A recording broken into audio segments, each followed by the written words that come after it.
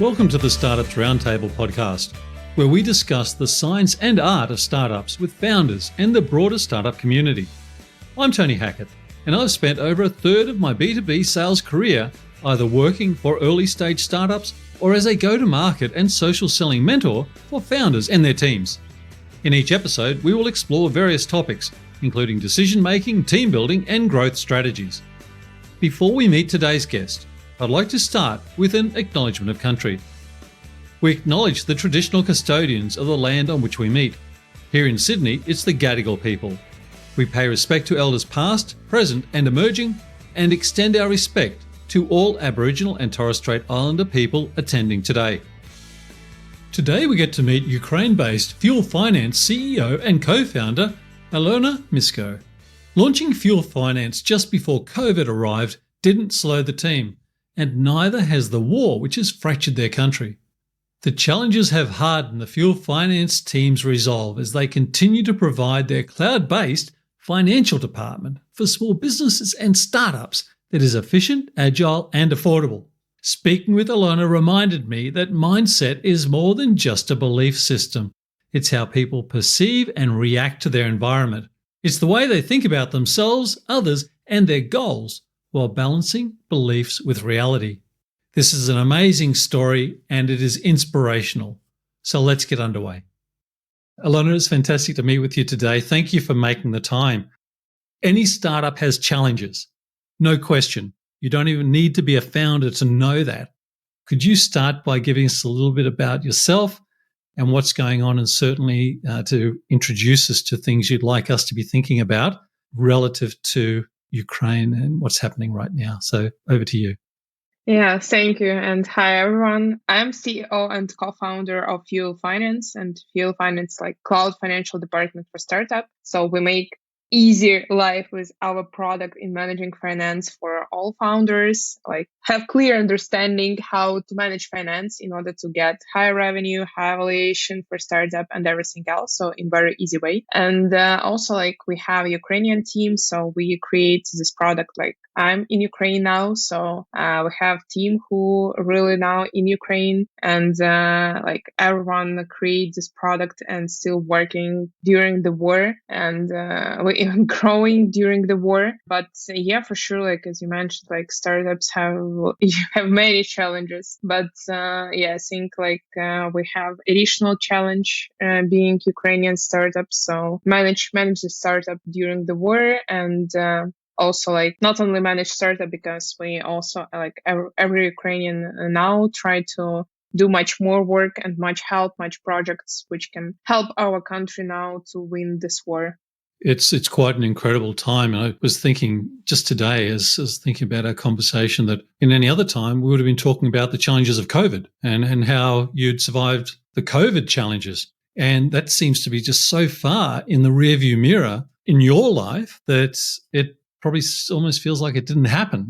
But if you were to think back just to that period of time ago, what did that feel like for you and your team? You mean like when the start of the war? Even before that with COVID. So with COVID. Yeah. Yeah, we have already both crises, and the COVID and also like the war. Like we started our startup exactly before the COVID, so that's why it was like the first challenge that we met was already in several months after. So it was already a new interesting experience. So I think like our whole history about different crises and how to manage them. So I think we can create better products in finance, how to manage finance during the crisis. So it's already much understandable for us based on our experience. But when we talk about the COVID, I believe like it was a strange and new way, because we were like everyone was in the office and we were working all together like day and night. And after that, everything like has changed, and we started to work remote. But I believe it was not such significant maybe challenge for us for remote work because like everyone has like Slack and all this digital stuff to like software to manage the work. But yes, when we talk about inspirational part and some, I don't know, teamwork together and all this energy that is created like from offline type of work, it was like completely in another way. So it has changed, but I think that we like somehow after several months we understood how to make calls like more fun and how to work like using online communication only. So that's why it was like it was all like crisis, and they think you have this period of adaptation, and after that you already understand how you can do the same results already with new reality. But when you talk about like the war, it's completely another experience, like much more complicated. It puts a whole different pressure, I'm sure, on team collaboration, and it heightens the need for trust and respect amongst team members, because there is no greater governor than ourselves and our own self-drive and mindset. And I was listening to another podcast that you were a guest on, and the thing that kept coming through to me was mindset. There are books, there are workshops, there are industries built around mindset, but at the core of what you were describing and the way that your team rallied together, continued to stay focused, support each other, it just seemed to be so much about mindset. Could you maybe speak to that a little bit? Yeah, like I believe that values and mindset, it's like the core part. I believe in every startup, in every business, and when we like choose people and hire people to Fuel, we first of all I need to understand that every person has the same like values and mindsets, because it's the core, and it couldn't be trust in the team without that.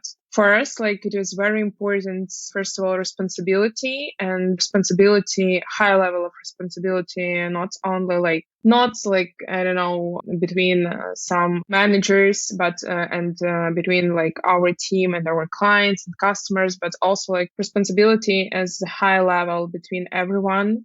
And be responsible for your results, be responsible for what you propose, your ideas, do your job great, because it's also like type of responsibility. And I believe and also like support each other. So I believe like this level of trust, first of all, when you have like high level of responsibility, you understand that everyone will do their job as good as they can and even more. And the second one, in that situation and with that mindset, you also can have trust. And that's why I believe that everyone can trust other people inside the team. So they believe that they will do their job their best, and not only their job. So in any other situation, they understand that other person like will do everything to deliver like high quality, high results. And in that way, I think because of all that values, it was maybe in some easy way for us to communicate like during the war. And when the war started, we understand, okay, we trust each other. So everyone like can support now. For example, someone can do like a job of another person inside the team and try to do it like the best. This mindset really helps to move faster. So move faster because like everyone feels this, I think like confidence, trust, and also like feel like support,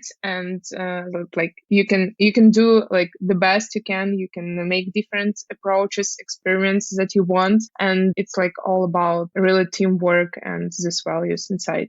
Just want to pick up on a word, experiment. It's interesting. It's one of the topics I wanted to raise with you, which was around experimentation and what role that plays in your product development. But also, given you have a global reach, you have global customers, how you go about looking at your business model and your pricing model, and just that role of experimentation. I think like we have every week, every day different experiments, and with the product and with the pricing model and with sales, with marketing, I think like with everything, even with operations inside the startup.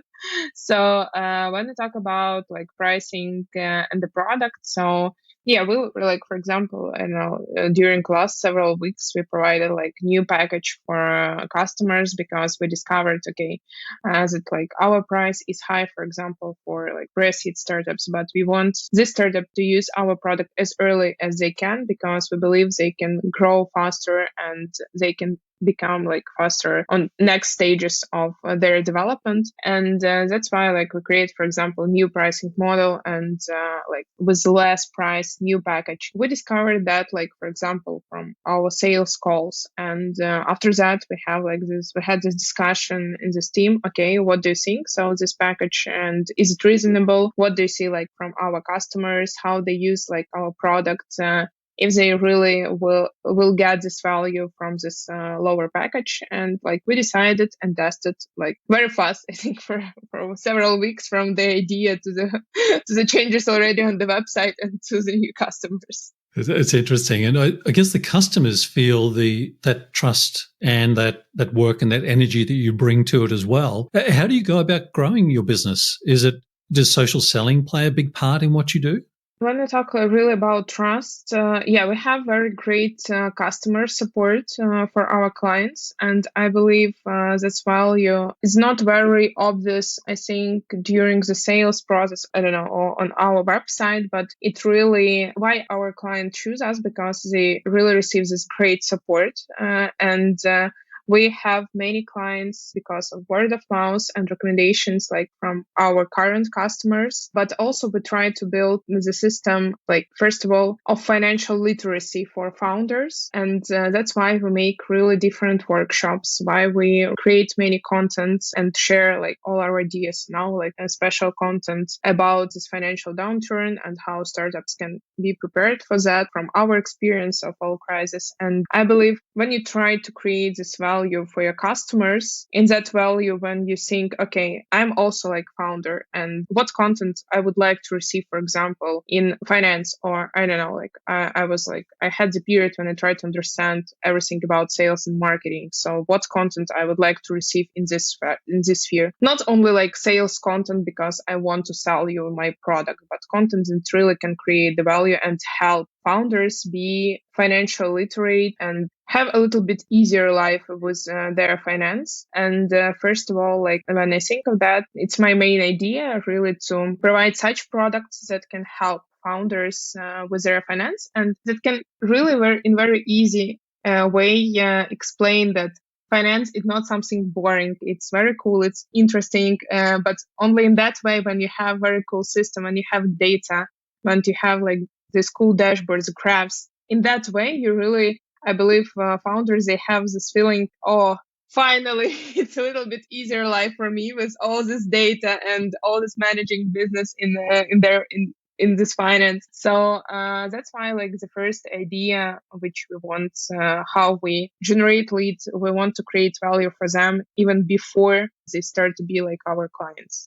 When I looked at your website, the messaging that I took away from it was if you're a startup or a small business and you're wanting to stay focused on innovation and growth, you don't need to put your head in your hands to do with managing your finances. We take that burden away from you and we simplify your world. And it also made me think about the difficulty organizations have today in recruiting. We hear about the market, just difficulty in getting people. So if you're the largest companies who can afford the biggest salaries and you're struggling, how does a small to medium business or a startup do that? And you're bringing automation to help them solve that problem. So that's the messaging I took away. And it also seemed very clear that you know, A, who your customer is, but equally, if not more importantly, who isn't your customer. And that seemed to be very powerful. I'm guessing you took a bit of time, if I've got that right, in getting to that position.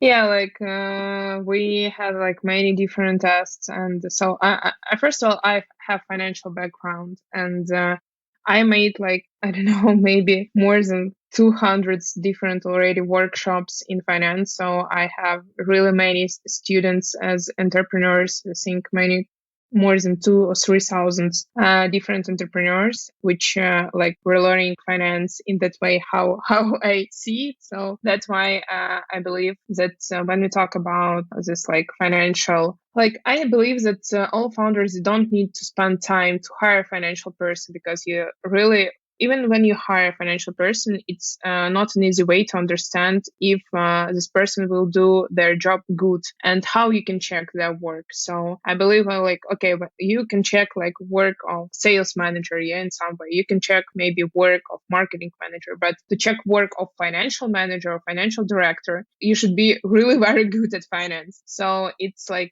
high level of mistakes, and I believe it's risks, high risk, but not reasonable risks for startups. Also, I believe that much work is usually done by financial managers or analysts in early stages of company development. Most of all, it's manual work, and it can be automated, and it should be automated. So 90% of work during first, I think, 3-4 years of business development, all can be done by the product automatically. So simply you should be focused not on preparing reports, you should be as founder focused on final results and what insights you get from these results. So that's why we really take care of everything. So we make the product that will already give you this core insights. No time spending on do manual job or thinking, okay, what graph I should prepare here, or I don't know what metrics I should control on my stage of business development. You simply get this final dashboard,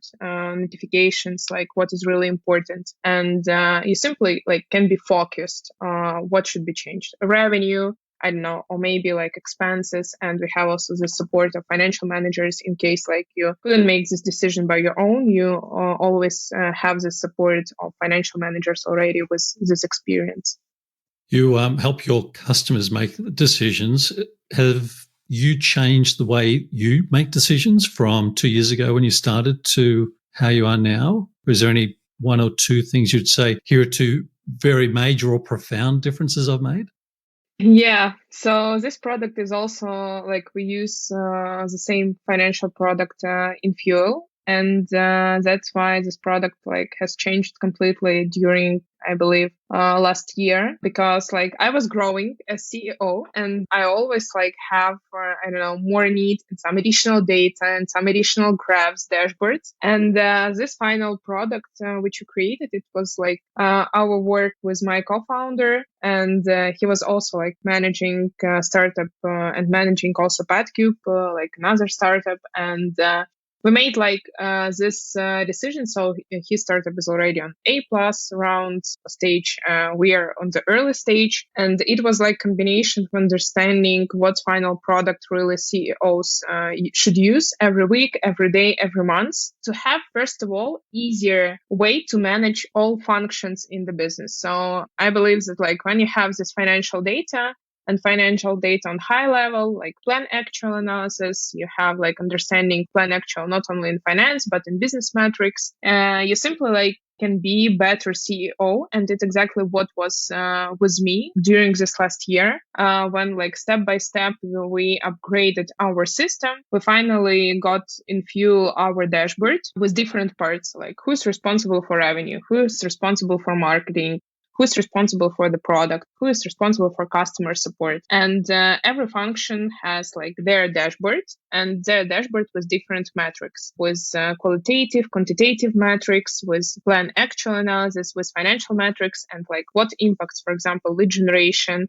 or cost of acquisition has on our budgets, on our runway, on our marketing budget and cost of acquisition. So it's in very obvious way. So in that way, it was much easier for me when we finally got this dashboard. In that way, we now also propose it to our customers. It was for me I don't know, maybe I saved 40% every week with this dashboard because of much less communication with executives, with much less management, because now it's very easy way to discuss with different managers only these results from these dashboards and what should be changed to change the situation. So we don't discuss, okay, how we can get this data, so how we will prepare this data, how will I don't know what graph we will build here. We only focus on this like final insight. So for me, it was much more upgrade to be completely another CEO with this data-driven system. That's a much better answer than my question deserved. That is a fantastic answer. And interestingly enough, in this conversation we're having, you sounded like a founder up until about 2 minutes ago. Then you sounded like a CEO. So the idea of relying on the systems that you're asking your customers to rely on, and you have felt the business value of that, that's the ad right there. But it's a tremendous answer. And it leads in a little bit to one thing I try to work out is data versus intuition. We rely on the data, and I do like data. So how do you then blend in the intuition? And when I think about what you've just discussed, is it's really clear the data you rely on, which by extension creates the space that you allow intuition and brainstorming to actually blend in. Is that a reasonable way to think about what you've just discussed? Yeah, I think like when we talk about intuition, usually like I believe that every company has very valuable asset, their data. And the more data they have, the more cool like insights and the more better approaches they can build. And when we talk about intuition, it also easier way to like think about. So when we talk about intuition, it's something when you try to build like some approach, some ideas, yes, like what will work. But it's much easier way when you make this approach and you have like qualitative, quantitative, for example, goals for this approach. And after that, like, I don't know, in 2 weeks, you can check if this approach was right or not. And it can be not right, but you can fix it and understand in what way it was not right, in what metrics it was not right. And it's a better way to make like a better approach for the next 2 weeks. And it's like the way how you can work with yourself. So like, I have the same system, like, for example, for my personal management of time.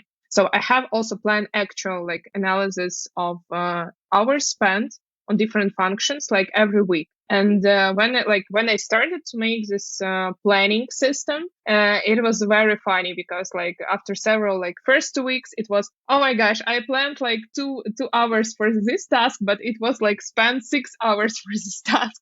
Why it was like that? And already with every next week, I had like more precise planning. And in that way, I finally have the situation when, okay, 95% of all my tasks which were planned, they are done during this week because it's really a reasonable time planning and very efficient time planning. And the same, I believe, with financial system and with all ideas and with all approaches that you get. So the better you will be in this planning and approximations, I don't know, in understanding your goals from all your different initiatives, and the better you will get results, and you can move even faster with this additional understanding without hunches.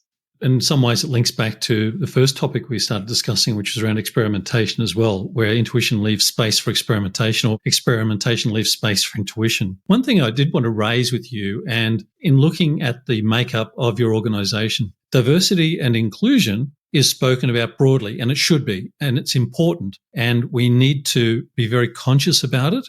And you seem to have a great blend across your team. Could you maybe just share some observations or thoughts or even suggestions as to how startups could be thinking about diversity and inclusion?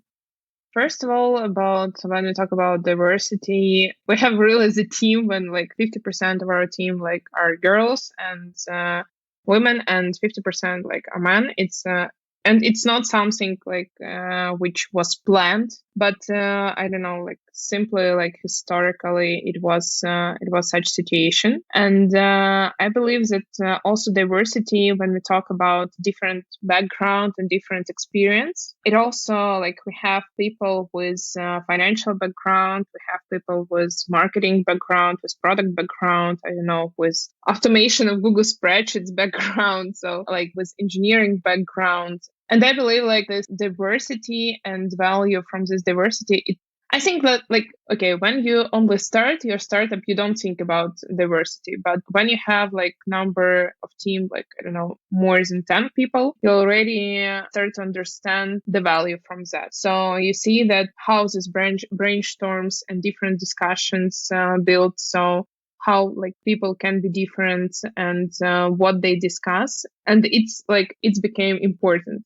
So but it also became important because it's very strange situation, but I never had even thought about that. But for example, now in Ukraine we have the situation with mobilization so of men, and when I talked with different founders in Ukraine, they now also discuss different plans inside their teams. For example, I don't know, men will be mobilized and how to be prepared for that. And it was really strange because when we started to discuss also the situation inside our team, we decided, okay, now we will have this plan that, for example, every man in our team will work with women who in different cases, for example, they can really do their job. So we have this backup plan for a man inside our team, and it's also the way of diversity and because of diversity. So I think that maybe not obvious, not usual situation for every startup, but for I believe in Ukraine startups understand very clear why you need to have this diversity. It's a very unique perspective and you expressed it very well. Could I ask you to maybe share some experiences and maybe some advice as well for other founders and for startups who may be just thinking about getting underway in relation to mentors and coaches, and what your experience has been with mentors and coaches in seeking them out and how you've been making those decisions? First of all, I'm working with myself, I think during last 3 years. Yeah, 3 years, or maybe more. And I don't I think I don't have some coaches as it names, but I believe that all people with whom I talk every day and all other different founders, friends, in some way they're mentors for me. And I believe so when I try to understand some topic very fast. For example, I don't know, I had one topic and one part of the business for quarter usually. So for example, sales and marketing for the quarter, and I try to deep dive in this topic, understand everything. I ask 30-minute call usually with other founders who are already or with some sales people in the sphere who are very, very good. And we discuss during the 30 minutes, I get all information, how it should be built, what already experience they have, what fuck-ups they had, so what challenges they had earlier. And I believe it's also the way of mentoring, because it's more higher level maybe. And I believe it's very important and valuable. So I don't have some specific person as a coach or a mentor, but on the other hand, I believe that working with my co-founder, maybe it's also the same way because he is more experienced in startups than me. So it's a little bit of that way. But usually I have many different mentors and coaches, so all other startup founders with whom I talk, and it's really valuable. So it helps me growing, I believe, faster. It's a different answer to one I've received. This is a question that I ask every guest, and your answer is a very interesting one, because if I play it back, you're saying I'm not going to rely on a single go-to person, but I'll have a network that I can go and find very niche expertise when I need to, and vice versa. I'm sure people come to you to draw on your expertise. And so finding a mentor and a coach, in my mind, in asking the question, I was asking about a person. But your answer is it's about getting support fast and when you need it. So that's mentor and coach as a network is a very powerful answer, actually. I like that. That allows it to evolve as you each grow in your knowledge and expertise. That mentor network becomes richer and richer, back to the trust, I suppose, as well. Yeah. Really great network, and you will not have the situation that I don't know, in some period of time you will be smarter than your coach or mentor, because it's simply impossible. Exactly.